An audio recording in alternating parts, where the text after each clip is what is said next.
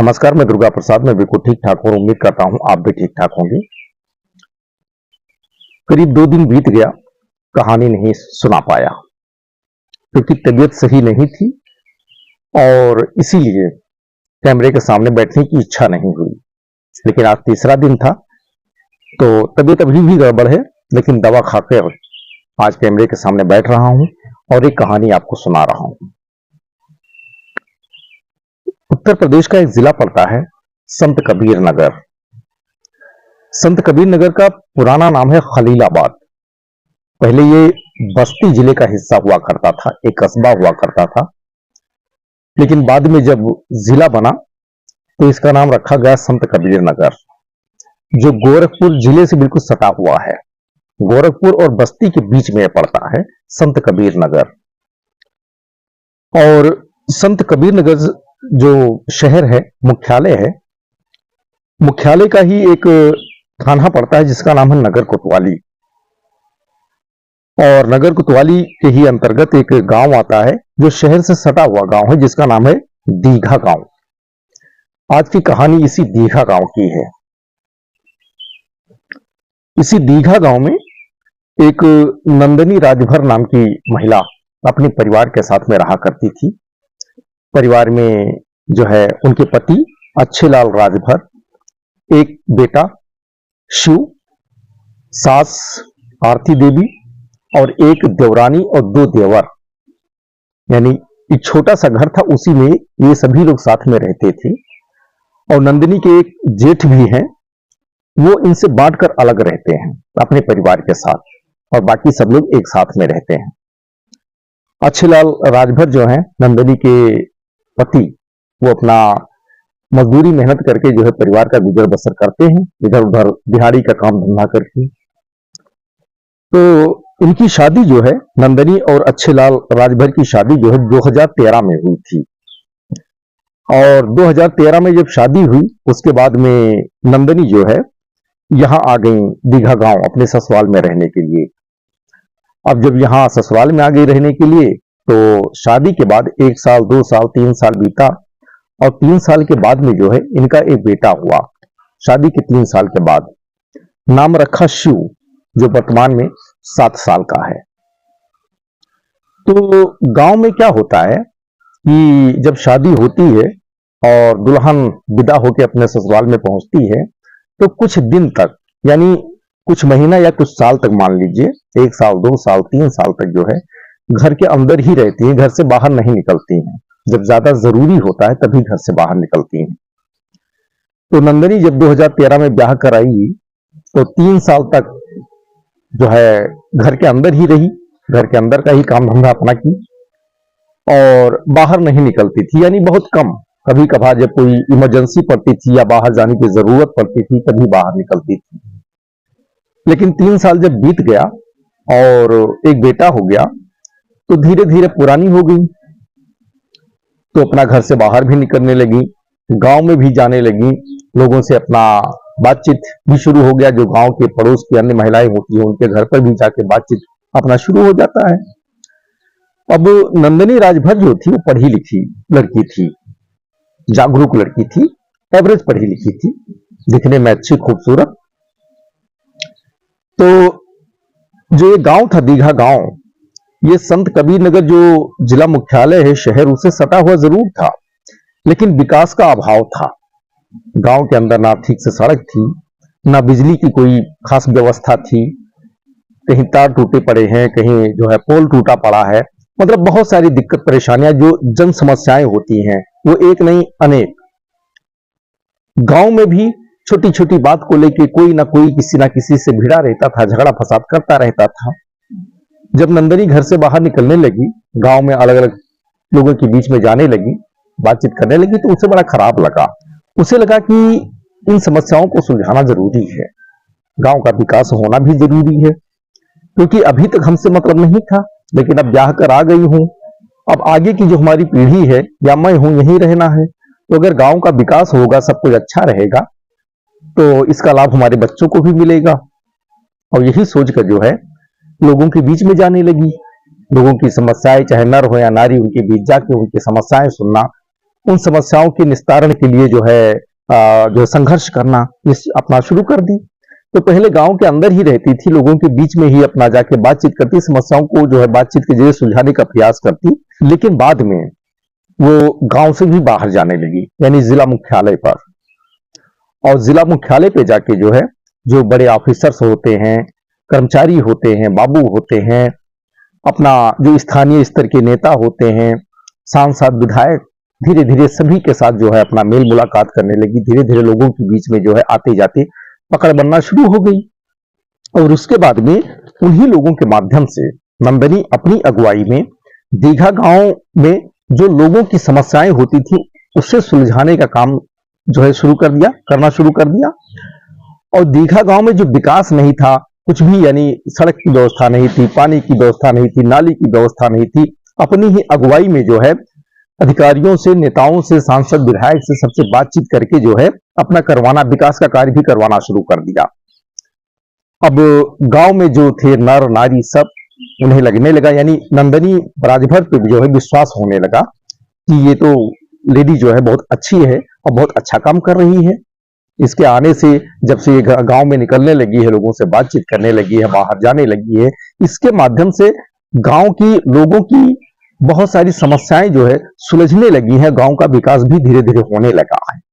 अब धीरे धीरे इसका विश्वास गांव में बढ़ गया और फिर जो गांव के नर नारी बच्चे सब इसको चाहने लगे, यानी अपना नेत्री मान लिए। अब दीघा गांव के आसपास भी बहुत सारे गांव थे, तो वो लोग, वहां भी यही अभाव, विकास का अभाव, वहां भी जन समस्याएं एक नहीं अनेक। अब वहां के लोगों को जब दीघा गांव के बारे में पता चला कि यहाँ की समस्याएं भी सॉल्व हो रही हैं, साथ साथ यहाँ का विकास भी हो रहा है, अब पता लगाते हैं किसके माध्यम से, तो पता चलता है कि नंदनी राजभर नाम की एक महिला नेत्री है, काफी तेज तर्रार है और उसके माध्यम से सारा काम हो रहा है। अब आसपास के जो गांव वाले होते हैं वो भी अपनी समस्याओं को लेकर नंदनी के पास आने लगी। नंदनी उनकी भी समस्याएं सुनने लगी, उनका निस्तारण भी करवाने लगी।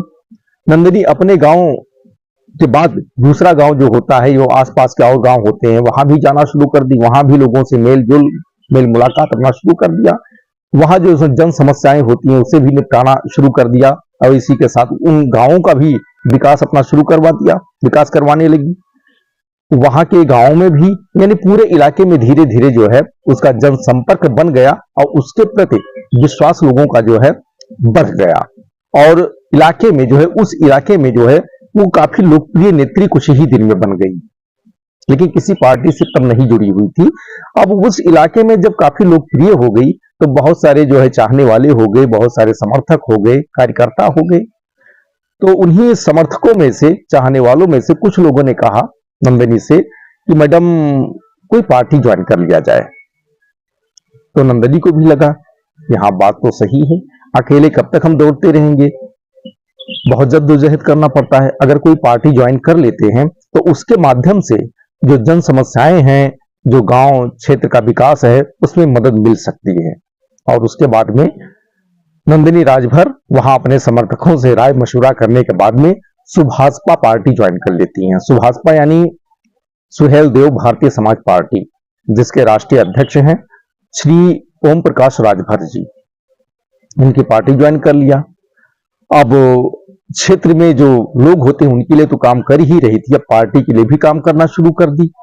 धीरे धीरे जो सुभाषपा पार्टी है, इसकी पकड़ उस इलाके में नंदनी राजभर की वजह से काफी बढ़ गई, यानी पार्टी को काफी लाभ मिलना शुरू हो गया उस इलाके से नंदनी राजभर की वजह से।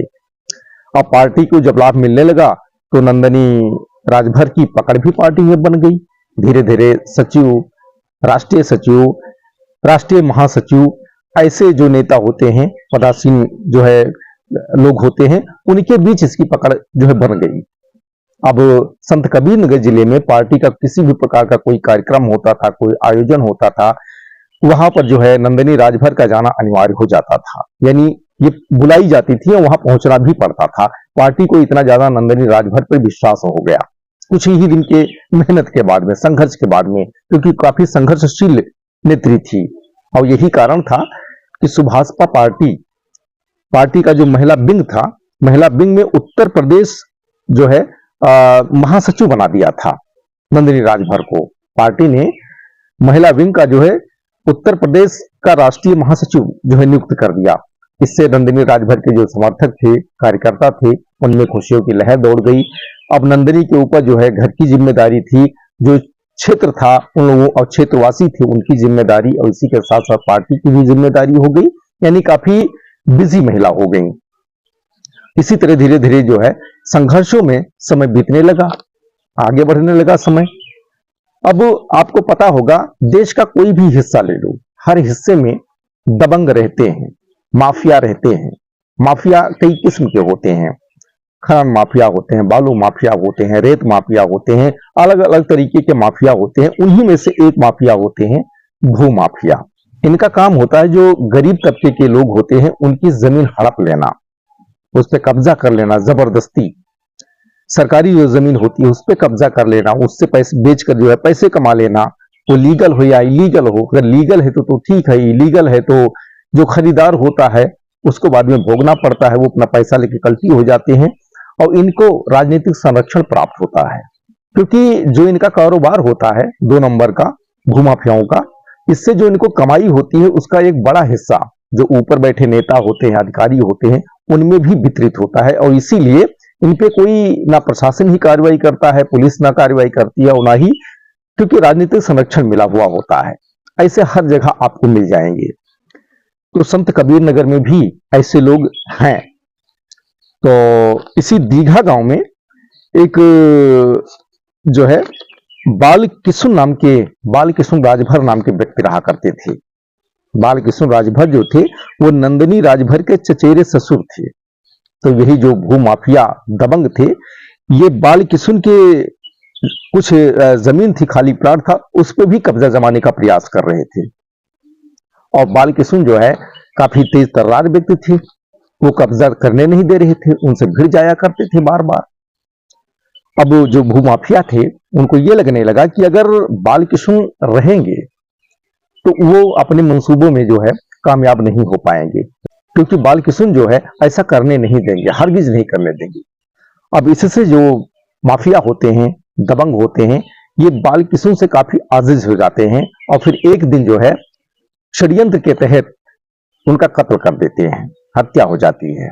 और हत्या करके जो उनकी डेड बॉडी होती है वो ले जाके दीघा रेलवे क्रॉसिंग के पास में फेंक देते हैं, इस षड्यंत्र के तहत कि अगर यहाँ रेलवे क्रॉसिंग के पास में अगर डेड बॉडी मिलेगी तो इससे लोग हादसा मानकर जो है भूल जाएंगे धीरे धीरे।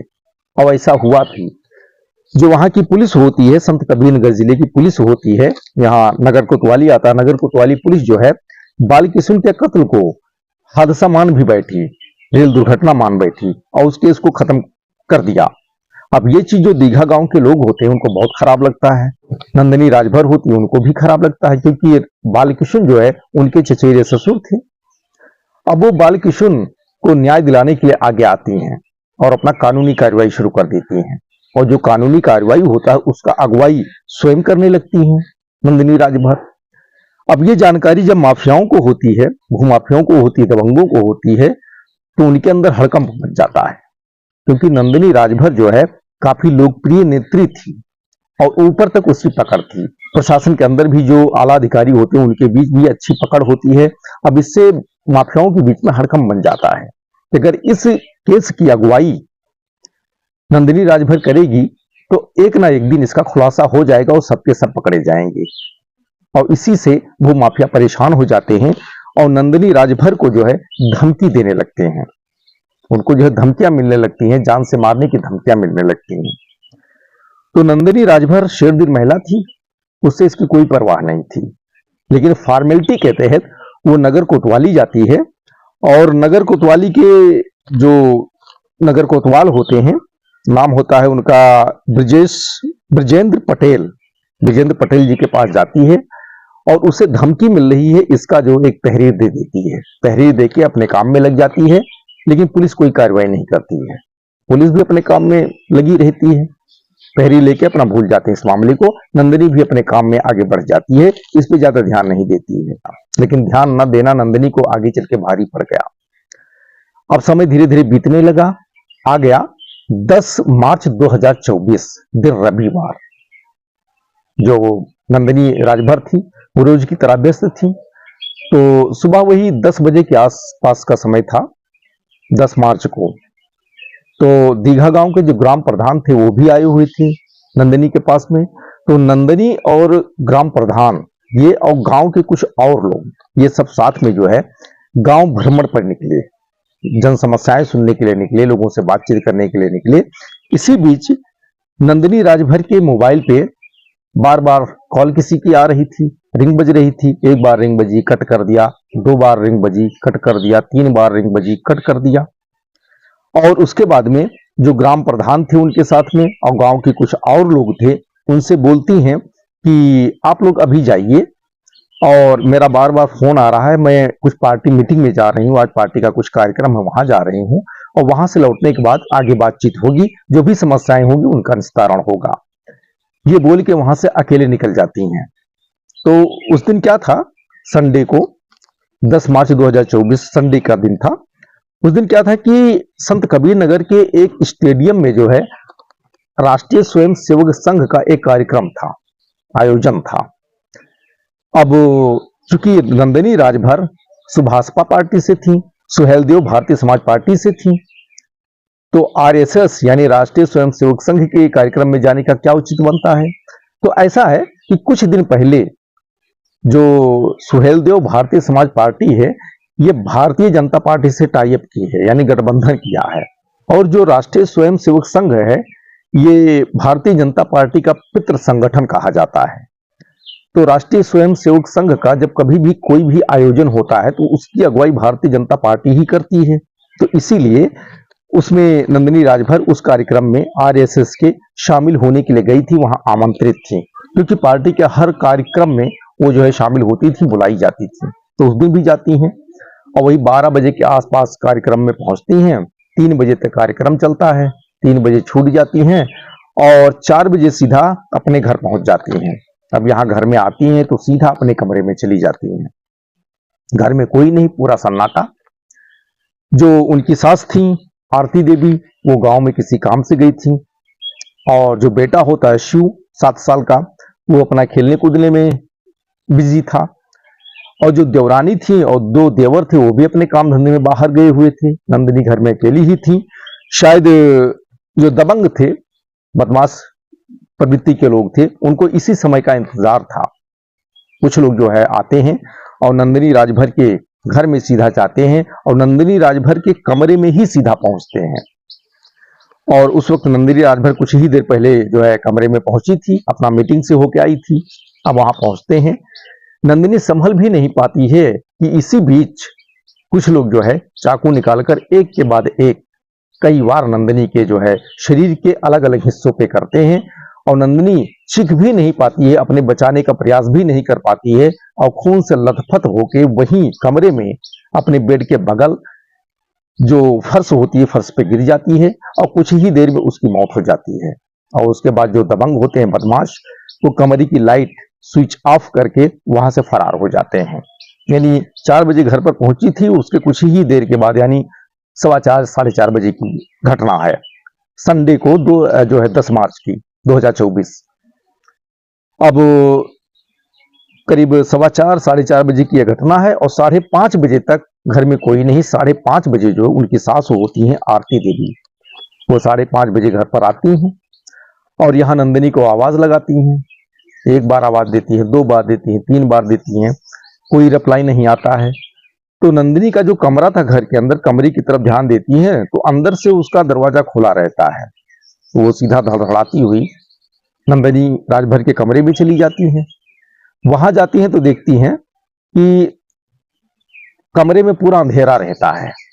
अब वहां जाके जो है नंदिनी को फिर से आवाज देती हैं, 1 बार आवाज देती हैं, 2 बार देती हैं, 3 बार देती हैं, कोई रिप्लाई नहीं आता है। उसी अंधेरे में वो आगे बढ़ती हैं। अब जब आगे बढ़ती हैं उसी समय कोई वजनदार चीज जो है उनके पैर में फंस जाता है। अब अंधेरे में वो झुककर जब देखती हैं तो देखती हैं नंदिनी राजभर अचेत अवस्था में पड़ी हैं वहां पर। अब वो हाथ से उनका सिर पकड़ के उठाने का प्रयास करती हैं तो नंदिनी उठ तो नहीं पाती हैं, और आरती जो होती है नंदिनी के साथ, उनका हाथ जो होता है वो खून से सन जाता है। अब जो हाथ में खून देखती हैं तो उनके होश उड़ जाते हैं वो कमरे से बाहर निकल कर आती हैं और शोर शराबा करना शुरू कर देती हैं। जब वो शोर शराबा करने लगती हैं तो उनका शोर शराबा सुनकर जो पड़ोसी होते हैं, आसपास के लोग होते हैं, गांव के लोग होते हैं, कुछ ही देर में लोग इकट्ठा होते हैं, आते हैं, माजरा को देखते हैं कि नंदिनी राजभर की जो है मौत हो चुकी है, उनका कत्ल हो चुका है, किसी ने उनका कत्ल कर दिया। अब घर में चीख पुकार मच जाती है और इसकी सूचना, इसकी जानकारी जो है कुछ ही देर में आग की तरह पूरे इलाके में जो है दौड़ जाती है, फैल जाती है। और देखते ही देखते वहां पर गांव और अलग अलग जो पूरा इलाका था, जो उनको चाहने वाले थे, उनके समर्थक थे, समर्थकों की वहां हजारों की तादाद में जो है भीड़ इकट्ठा हो जाती है। सब लोग जो है नारेबाजी करने लगते हैं, सब लोग आक्रोशित हो उठते हैं। इसकी सूचना तत्काल पुलिस को दी जाती है और सूचना पाकर जो नगर कोतवाली के कोतवाल होते हैं, ब्रजेंद्र पटेल जी, वो सूचना पाकर फौरन अपनी टीम के साथ घटना स्थल पर पहुंचते हैं। यहाँ दीघा गांव नंदिनी राजभर के घर पर पहुंचते हैं। यहाँ देखते हैं कि नंदिनी के जो समर्थक होते हैं वो काफी आक्रोशित होते हैं। मौके की नजाकत को समझते हुए जो ब्रजेंद्र पटेल जी होते हैं, थाना इंचार्ज कोतवाल, वो अपने जो जिले के आला ऑफिसर होते हैं पुलिस के, प्रशासन के, उनको जानकारी देते हैं। ये सूचना जब आला अधिकारियों को मिलती है तो आला अधिकारी समझ जाते हैं कि घटना काफी लंबी हो चुकी है और दिक्कत हो सकती है। और उसके बाद में कुछ ही देर में जो जिले के एसपी होते हैं और सत्यजीत गुप्ता जी और जिले के डीएम जो सीओ होते हैं यानी क्षेत्राधिकारी, वो पूरे दल बल के साथ वहां पहुंच जाते हैं। कुछ ही देर में जो है ये दीघा गांव पूरा पुलिस छावनी में तब्दील हो जाता है। और उसके बाद में जो पुलिस होती है वो नंदिनी राजभर की डेड बॉडी को पोस्टमार्टम में भेजने के लिए जो है तैयारी शुरू कर देती है, कागजी कार्रवाई शुरू कर देती है। लेकिन जो नंदिनी के परिजन होते हैं और नंदिनी के समर्थक होते हैं वो ऐतराज जताने लगते हैं, विरोध करने लगते हैं इसका। उनकी मांग ये होती है, नारेबाजी करने लगते हैं और उनकी मांग ये होती है कि हत्या आरोपियों को पहले गिरफ्तार कीजिए, उसके बाद नंदिनी राजभर की डेड बॉडी को जो है पोस्टमार्टम के लिए भेजिए। इस पे जो है सब हंगामा करने लगते हैं। जो परिजन होते हैं, क्षेत्र के लोग होते हैं, नंदिनी राजभर के समर्थक होते हैं, सब जो है आक्रोशित हो उठते हैं, हंगामा करने लगते हैं। काफी देर, करीब घंटों हंगामा चलता रहता है। जो आला अधिकारी होते हैं पुलिस के, डीएम, एसपी, सबके सब जो है हैरान परेशान जो है समर्थकों को जो है समझाने बुझाने में लगे रहते हैं। आखिरी में जो एसपी होते हैं सत्यजीत गुप्ता जी, ये जो है जो समर्थक होते हैं, परिजन होते हैं, उन्हें आश्वासन देते हैं कि आप हमें कानूनी कार्रवाई करने दीजिए, पंचनामा करने दीजिए और मैडम की डेड बॉडी को जो है पोस्टमार्टम के लिए भेजने दीजिए और हत्या आरोपी जो हैं कोई भी हो, जल्द से जल्द उन्हें गिरफ्तार किया जाएगा और गिरफ्तार करके उन्हें फांसी के फंदे तक पहुंचाने की जिम्मेदारी मेरी है। ये जिले के एसपी सत्यजीत गुप्ता जी ये आश्वासन देते हैं। उसके बाद जो परिजन होते हैं, समर्थक होते हैं, वो थोड़ा शांत हो जाते हैं और फिर रात को 11 बजे जो नंदिनी राजभर की डेड बॉडी होती है वो पुलिस पंचनामा करने के बाद में पोस्टमार्टम के लिए भेज देती है। अब इसकी जानकारी जो गोरखपुर रेंज के जो आईजी होते हैं रामकृष्ण भारद्वाज जी, उनको होती है।